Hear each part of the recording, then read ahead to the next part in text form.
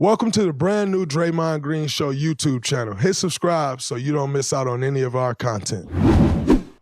What's up, everybody? Welcome back to the Draymond Green Show. This is our first show, well, our free agency episode, if you will. There's a lot to talk about, obviously including the official end of an era in the Bay. I know there's been a lot of talks over the last 4 years about the end of an era, but I think this would officially mark the end of an era in the Bay. By the way, I am with my family, kind of on vacation.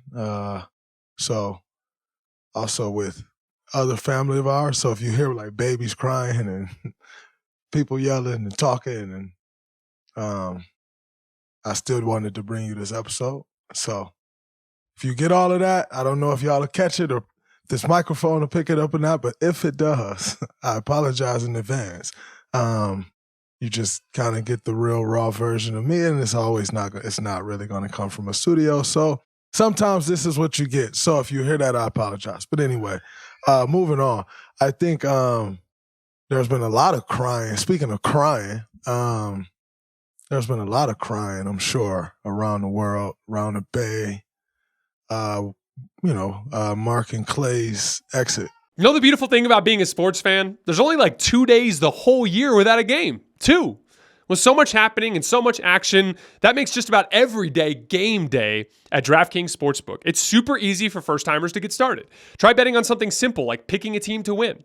Go to the DraftKings Sportsbook app, select your team, and place your first bet. It really couldn't be any easier or any simpler. Baseball, golf, UFC, there's something for every fan of every sport to bet on DraftKings. And I know it's early, but football season will be here before you know it. And the Kansas City Chiefs are currently the favorite to win the Super Bowl on DraftKings at plus 550. And if you're new to DraftKings, you got to check this out. New customers bet $5 and get $150 in bonus bets instantly.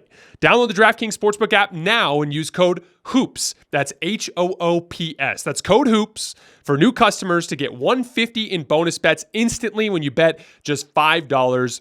Only on DraftKings. The crown is yours. 13 years in the Bay. Reportedly joining the Mavericks on a 3-year, $50 million deal, sign and trade. Klay to the Mavericks. And I must say, I don't really know how I feel about it. Klay told us last week, I don't know who all he told, but I know he talked to me. Pretty sure he talked to Steph last week. And he just kind of was like, yeah, man, like, just kind of started talking through the years, like, been great. What we've done is so special. Like, you and Steph, my brothers, forever. And the conversation just kind of starts with small talk, and like you're kind of just prepping yourself, like, man, get me there. Like, I know it's coming. And like, you're enjoying the conversation, but yet it's kind of one of those moments where like somebody like building you up. Before they give you the blow, they just kind of build you up. And that's kind of what I was feeling. I was headed to my daughter's recital. So I wasn't able to go as in-depth to the conversation as maybe I would have, which I think also was kind of a good thing for me, because one thing I think when Klay told me, I was just able to listen, and it wasn't like we could finish like this, or like, you should rethink this. It was just like, wow, like, all right, like, congrats, bro. Like, I'm happy for you. That's dope. And like, to obviously reassure that changes nothing for us, like, changes the basketball court, obviously. But the relationships, they are what they are. They are forever. The connection, the bond, even as far as all of us being mentioned together, like that is forever. That will never change. But it's, I don't know. I haven't really been able to process the feelings. this morning, or not even this morning, maybe earlier today, I think I might have dropped a couple tears, a tear or two. You just kind of sitting there and thinking, and then I came across Steph's story and like saw the pictures, and it was very interesting to me because when I was going through Steph's story, like I went through it a couple times, and it was just like, it was crazy to me how many of the pictures that he posted that I was also in. And so seeing that was like, man, like it just kind of take you back. And like it taking me back to the beginning though. Like when it all started and none of us really knew that it would end up being this, what it became. And just going through that, it was very interesting to see, like I said, how many of those I was in, because I don't put myself in the same category with them two. Them two for me are like here, like out of the frame, like they're here. And I think for me personally, like the way I view my role in this is always like, I'm going to always have them two back, and I'm going to always look out for them two. And like, no matter what, like nobody can touch them two. Like they can do no wrong. And like, I'll go to battle for them. I'll take the fall for them. Whatever that needs to be, maybe like I'm doing that. And so for me, in being that way and thinking that way, if I'll take the fall for them, and go to battle for them, then you're kind of not viewing yourself in that same space, right? Because it's like, I'll do all of that for those guys. And so, yes, we'll always be mentioned together. But for me, the way I look at those two, my appreciation for those two guys, to then see myself in like half of the pictures that Steph posted was just like, wow. Like it kind of brings you to a weird space. And so I dropped a couple tears just throughout the day. Not even necessarily exactly looking at the story, but throughout the day, it's just like, wow, man. Like I always tell people, like I like to keep things the same. My friends are the same. In life, I try to keep things the same. My trainer who works on my body, I try to keep that the same. Like my basketball trainer, I keep that the same. Like I like things to stay the same. And this sucks for me. This time of year always sucks because you build relationships with people and then like out of nowhere, they're just gone. And out of nowhere being gone for us is crazy because you spend most of your time with these people. Like you spend pretty much the better part of 9.5 months seeing these people daily. And then like out of nowhere, it just ends. It's always been a very weird thing for me. And so then this one hits like a much deeper, right? Like way more close to home because in a sense it disrupts home. Like what we've known as home for the last 12 years for me, that looks way different now. And so, I don't know. I feel like I'm rambling a little bit. So if you make it through this episode, kudos to you. Because I don't really have clear thoughts in approaching this episode. It's just a little weird. I'm happy for Klay. I think last year was a very trying year for him. I think, it was the highs and the lows of last year. I think was very hard on Klay. And as a brother, to see someone going through that, like it was hard on me to watch, kind of see him going through what he was going through. And I think, if you ever care about someone, I think one of the reasons I didn't even when he called me, I didn't even attempt to like want to talk him out of leaving or like, yo, you should stay. Because like all the reasons that you would say, like, and things that you could, like, yeah, I could make words sound good, but like those are known, you know, like those reasons are well documented. And so I think part of the reason when he said to me, like, yeah, I'm gonna leave, I was just like, man, I'm happy for you. That's dope. Like, it's crazy to think what we've done and blah, blah, blah. But not once was it like, yo, you may want to rethink this. You got time to rethink it. Because to see him struggle the way he did last year, if you ever care for someone's well-being, care about what they go through the battles, through the struggle with someone, elevate past a level that no one could ever imagine with someone, like, I'd hope the care that you'd have for that person will go far beyond what you may feel is best for you or what you want to see. And so a part of me, like, I couldn't then go and be like, yeah, like, you know, I want you to stay, or I wish you'd stay, or you should stay for this reason. Because like, for me to watch him go through what he went through last year, like, I know how much he loved the game of basketball. Klay, I don't think there's something that he loves the game, like, that he loves more than like playing basketball. And I didn't see that last year. And it's crazy because I told y'all about my year before that. Like, that was me the year before. Me the year before was just like, I don't even want to play basketball. And like, you could kind of like, it was hard to go to work. Like, it was hard to even care about what was going on at work. Like, you leave there and you kind of just try to lose the memory of being there type.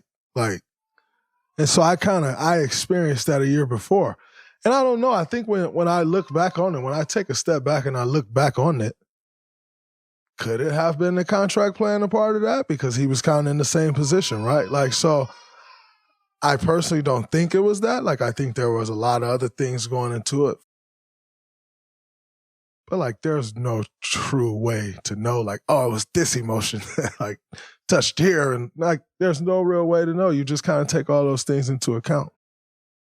But like I said, I do know the joy that basketball brings him. And like, it brought sadness. It brought unhappiness last year for him. And again, if you ever care about someone's well-being, go through the struggle with somebody and you only care, yeah, number one goal for that person is to see them happy and enjoying what they do because you care about their well-being, then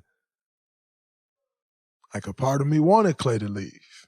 And not wanting him to leave in the sense of like want him to leave, but want him to leave because you only want to see him be the guy that you know he is. Like, for a guy that's lived his life since I've known him, and I can only imagine before, without a care in the world. Like, we'd always say, like, yo, Klay live in his own world. He don't have a care in the world. And like, for a guy that you know lived their life that way, and then all of a sudden it's not that, like, something's wrong. And if the most important thing in his life is basketball, you can clearly immediately see what's wrong. And so as a brother, like, I want to see him with that again, like with that joy, with that love, because like, we way closer to the end than we are the beginning, you know? I remember my uncle one day said to me, he was like, nephew, like, call your uncle sometimes. Like,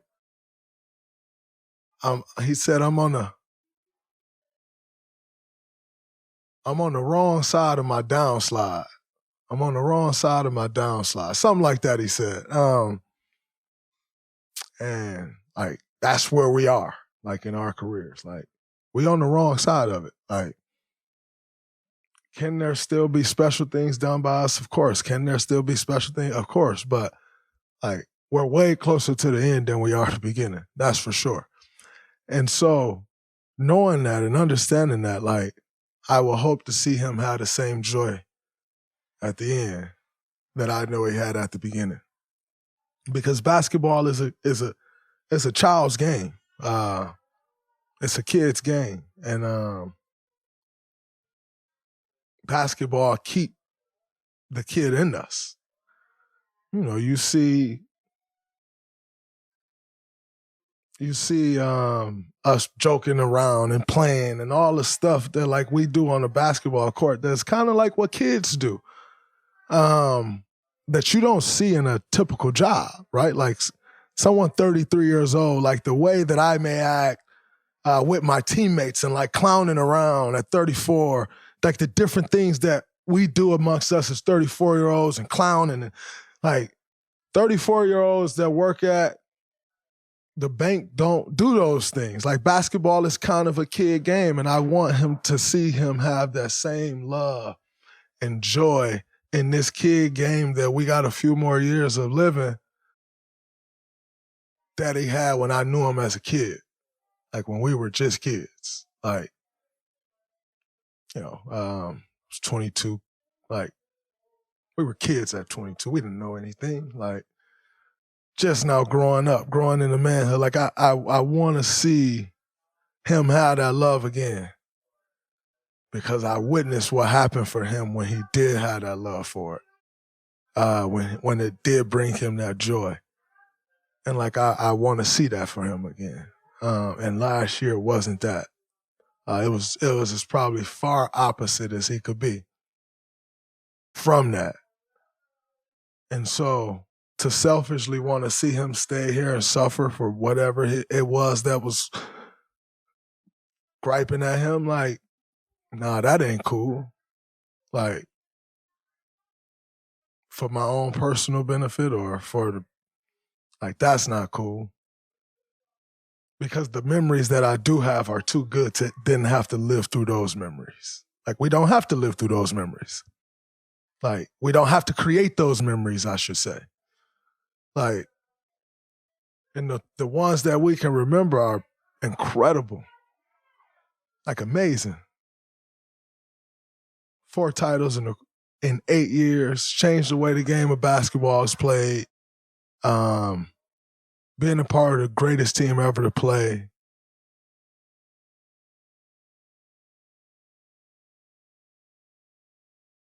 Like, those are the memories we have. So to selfishly want to sit and create the other ones, I'd rather not.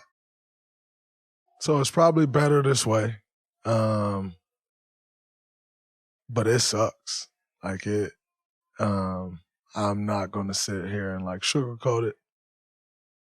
For 12 years, I don't think people ever process like all the time you spend like judging basketball players. Like, the one thing that people don't really take into account is like, you started seeing me when I was 22 years old. You started seeing Klay in the NBA at 21 years old. And like, we're 34 now. Like, the changes that happens in life over the course of those years, like, we never really take into account.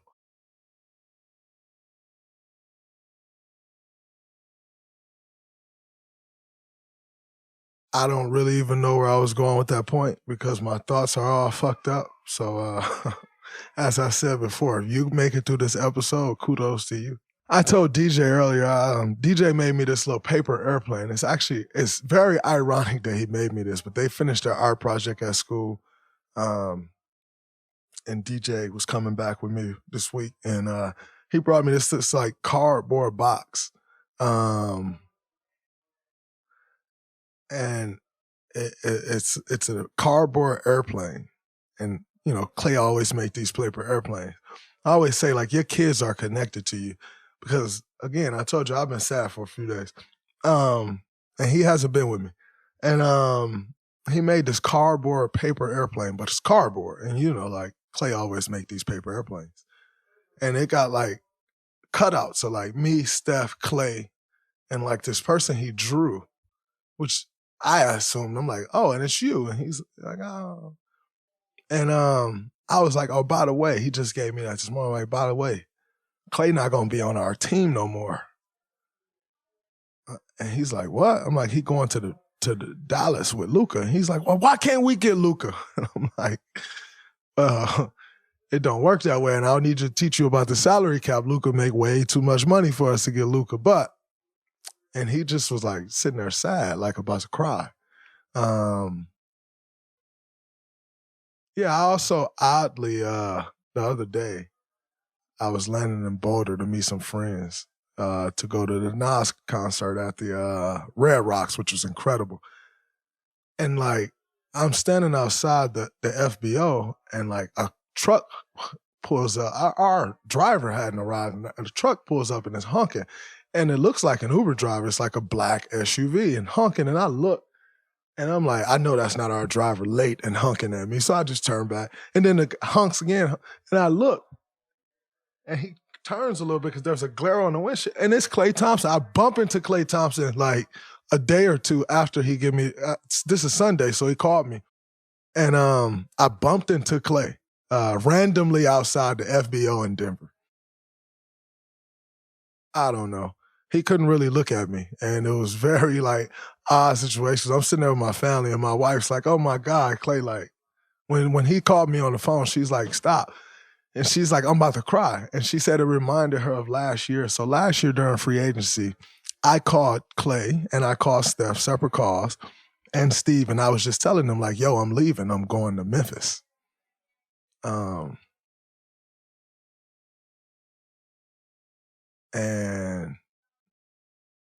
I remember that call with them. So I was going to leave. And she said we were in Paris. And she's like, it's reminding me of when we were in Paris and you was calling them. Like she was just sitting there crying. And obviously we got it figured out. Shout out to the Lakers and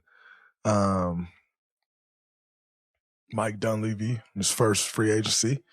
We got it done. But yeah, I think there's a lot of thoughts on like, oh, what happened in the organization? Like everybody kind of want to make things out to be messy and they don't have to be.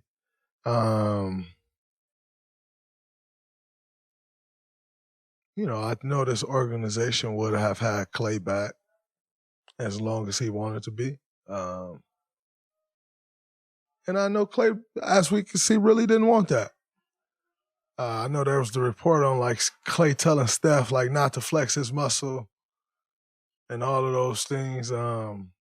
Typical Klay thing to do. I'm not sure that that's true or not. But that would be a Klay response.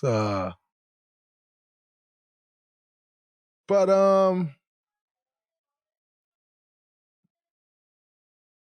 all great things must come to an end. And ultimately, my hope is that I hope the organization, which I know they do, appreciate Klay and everything that he's done. I know they do. And I hope Klay appreciates the organization for everything this organization has done and meant for us. Because on our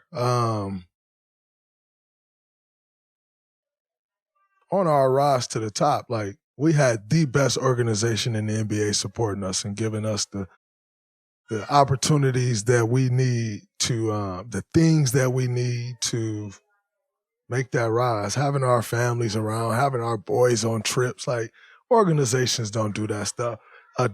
Our organization having dinners and like I could take 20 people to dinner if I wanted to. And like these dinners ain't that like, cheapest restaurant. They're at the best restaurants in the city we're in. Like, and we go to great cities. You know, like I said, letting our boys fly on the plane and families fly on the plane. Organization really is the best. And so I hope his appreciation for the organization appreciation for him, I hope everybody's is exactly where it should be.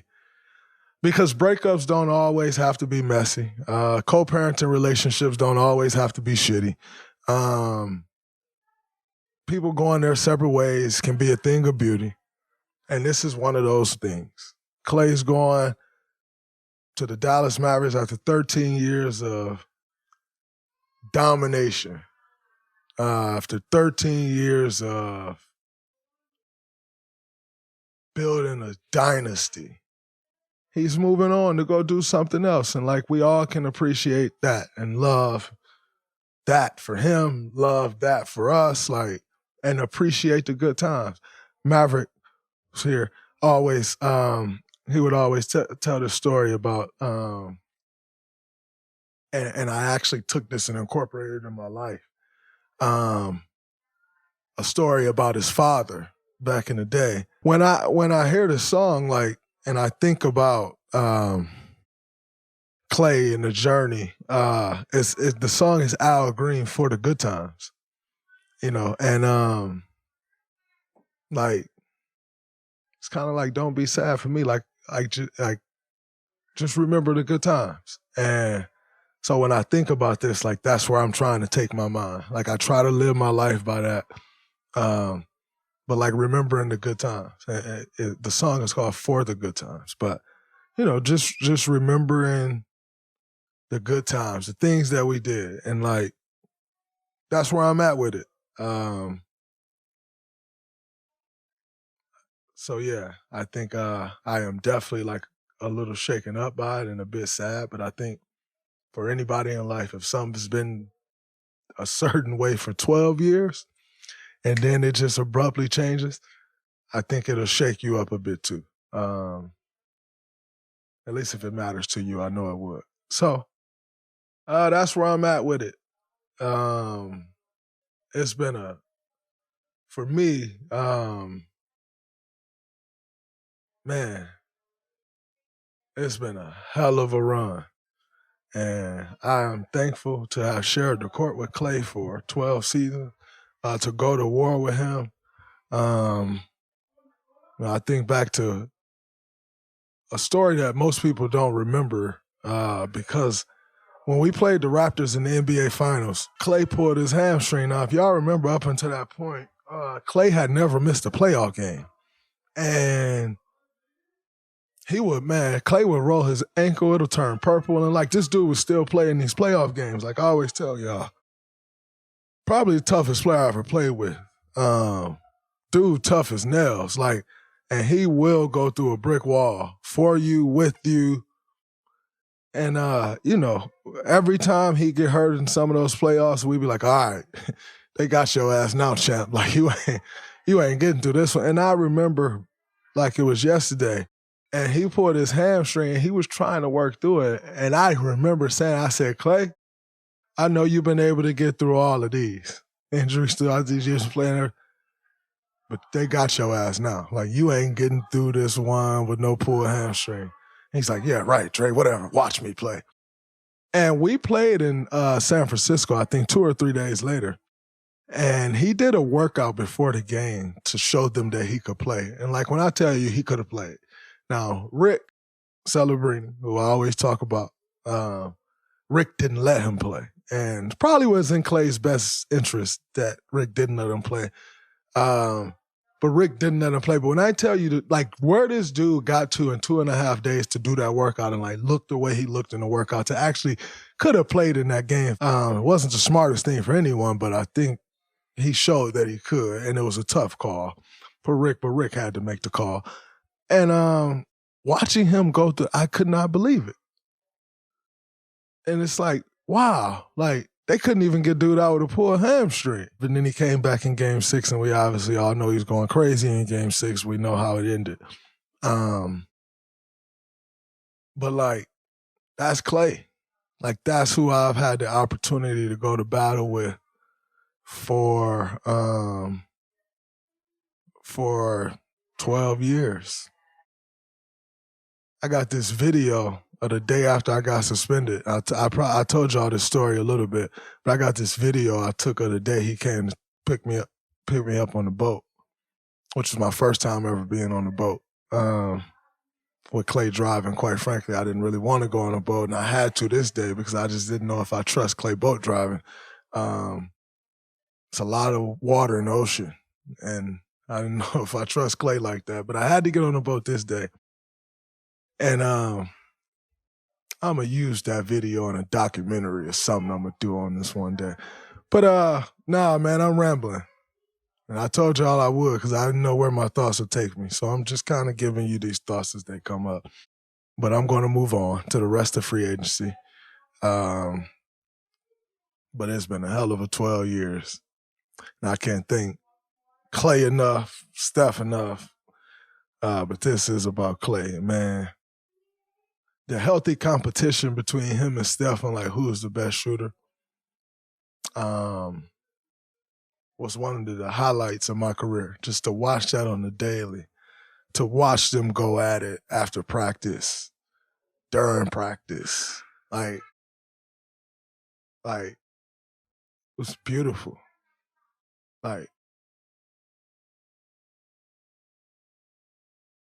it's incredible to watch. So I'm thankful. Someday I'll have more thoughts on this, but it's been a hell of a 12 years. And one day I'll be able to put all these thoughts into place and process them. I can't really right now. But salute to my dog, Killer Klay Thompson. It's been a hell of a ride, champ. In other news, as we must keep this podcast rolling, Paul George, I mean, there were other free agency moves, and Paul George is the biggest of the summer, and he is planning to sign a 4-year deal with the 76ers. Also a little salty about that because, as you all know, Paul George was going to come to the Warriors, and we wanted Paul George to come to the Warriors. And, you know, we always talk about these organizations,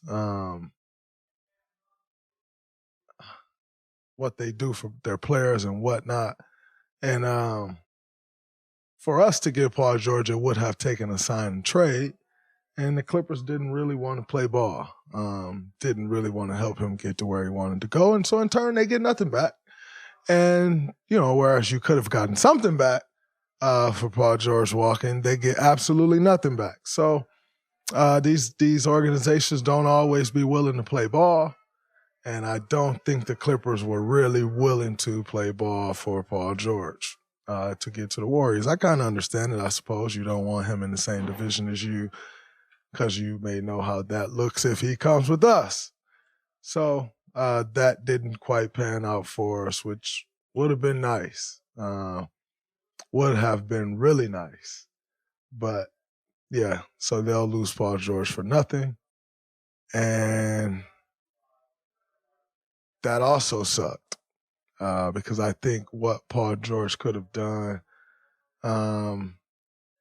if he did come to the Dubs would have been amazing. But nonetheless, not going to cry over spilled milk.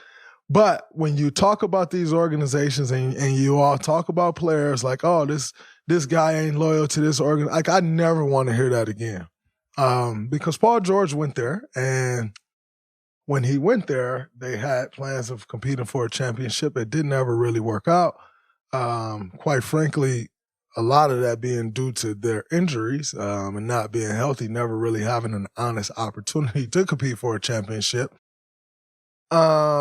But nonetheless, what did Paul George do while he was at the Clippers? Maybe 4 All-Star appearances, I think, in his time with the Clippers, which quite frankly is pretty up there when you look at the level of achievement that Clippers players have had over the years. You had CP, who had a great tenure there. You had Blake Griffin, who had a great tenure there. But Paul George's tenure there, as far as all NBAs and All-Stars, is not too far off for what the best Clippers of all time had. To not be willing to like play ball on the sign and trade where he want to go it is what it is. One of the best players in your organization history. I just don't really want to hear people saying like, oh, that guy wasn't loyal, or like KD left this team or such and such left that team. Like they not loyal. Like, nah, most of these organizations ain't loyal.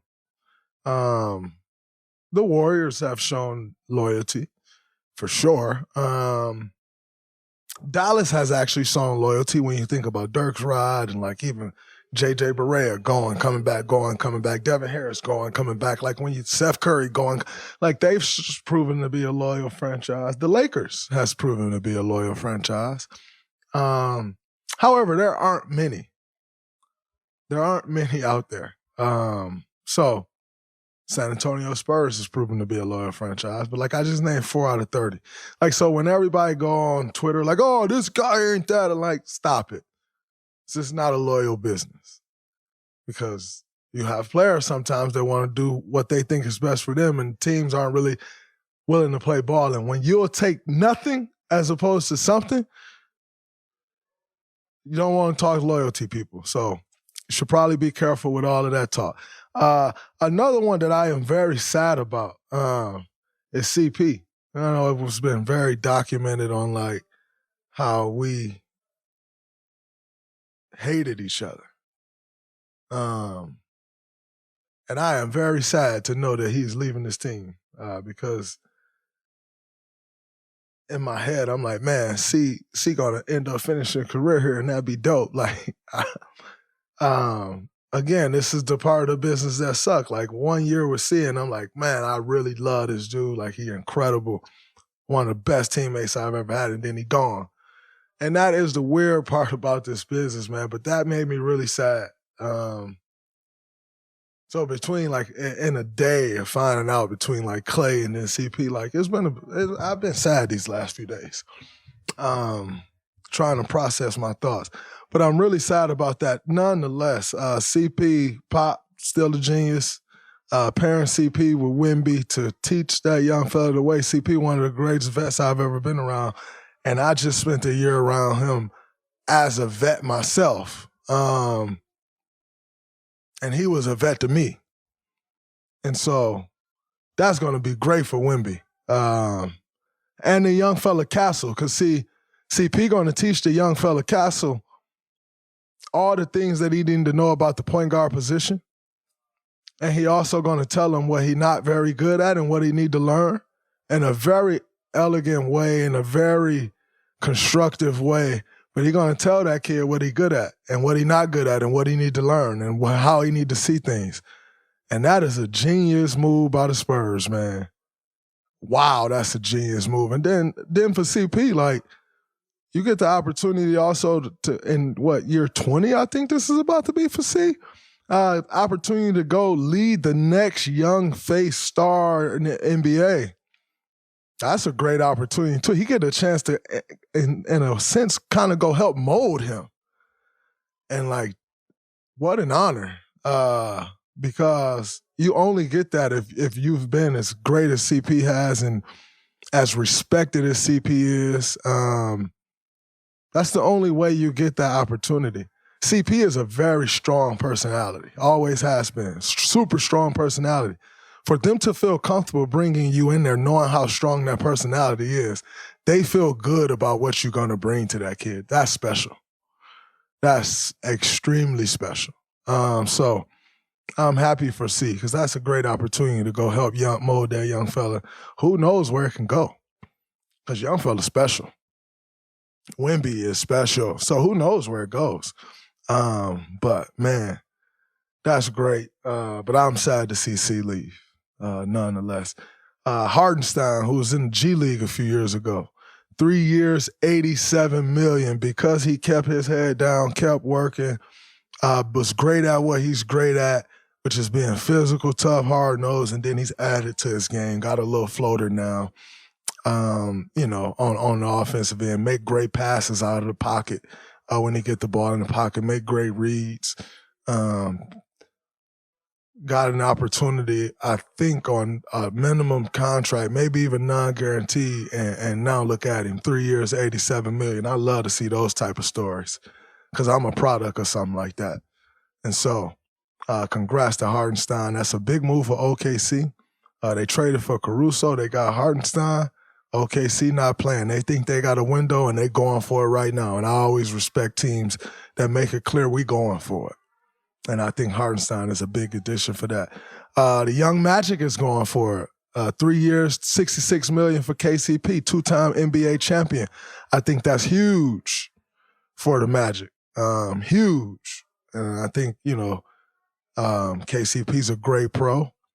And when teams start swinging for guys like KCP, that means we serious. We want to make a run. So, I was on the shop a few years ago, and I was talking about going to play the Magic. That's a different Magic now. And I can respect that they're making a signing, not 1 year, $22 million for KCP, how teams do. I'm going to bring this guy in for 1 year because I don't want to top. No, what they're saying right now is we think we got a window, and we need to fill some guys in around our young stars.